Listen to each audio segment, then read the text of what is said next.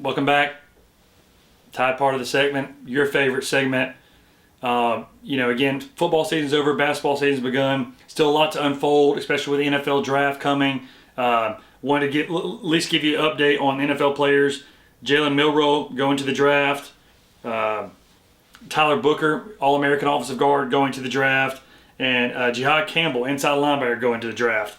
Obviously, a couple guys graduating. Bama's going to have to find a new kicker. Graham Nicholson's leaving. Malachi Moore's obviously graduated, All-American.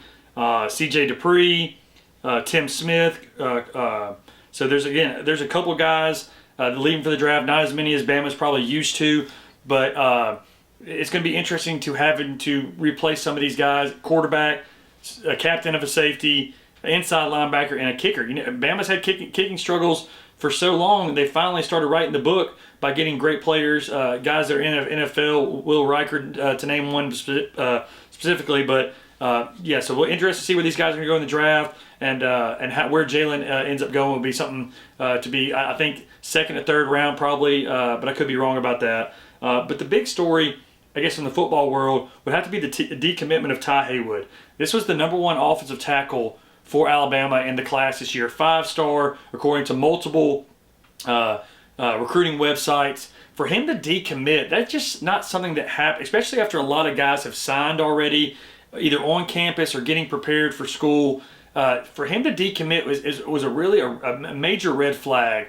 I heard he's already going to look at Michigan, but Ty not being a part of this recruiting class, Bama's always gotten that offensive tackle, always gotten that big freshman, and a lot of times guys like Cam Robinson have ended up starting as freshmen. So, to not have him in the class, I think is a huge punch to the gut. And I wonder how that happened, if it was money. There's so much that you can go over with NIL now, but that to me was not something that was exciting to see, and a real disappointment to the class for Alabama football. So, but we'll see. Like I said, draft's coming up.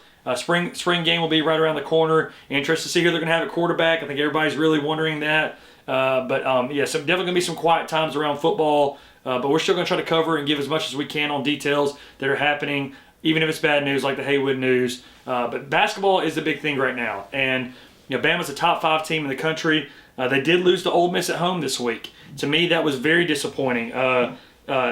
We mentioned the Florida game earlier. Florida losing to Missouri at home. In a year that the SEC is so strong, you cannot have games like this, because these are the games you have to win, because there's going to come a lot of games that you play top 5 teams on the road that you're most likely going to lose.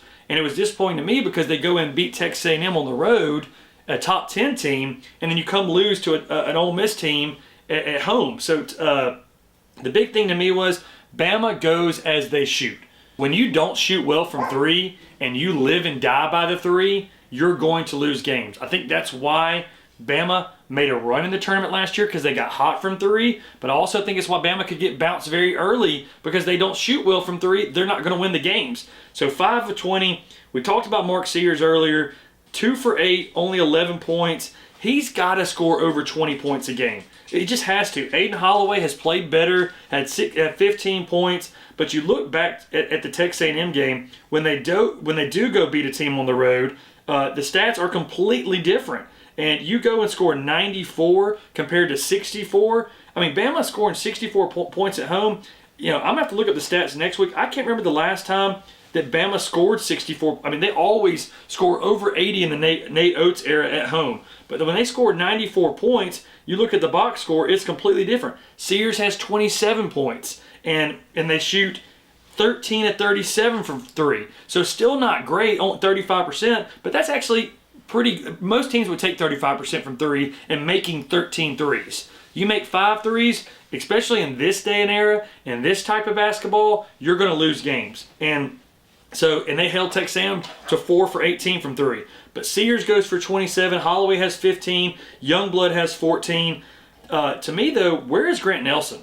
I'm looking at these games. Grant Nelson, 9 points, 6 points, 12 points in the last 4 games. In the 4 SEC games, he's averaging, I would say, probably 8 or 9 points a game. This is the guy that had the monster game against North Carolina. This is the guy that came back for his senior year to be a number 1 first-round draft pick. not the number 1 pick. We know that's going to be Cooper Flagg. But having a monster senior year, and he's not having it. So I would say it's really the other Bama players that have carried this team not to the top 5, and not Mark Sears or Grant Nelson.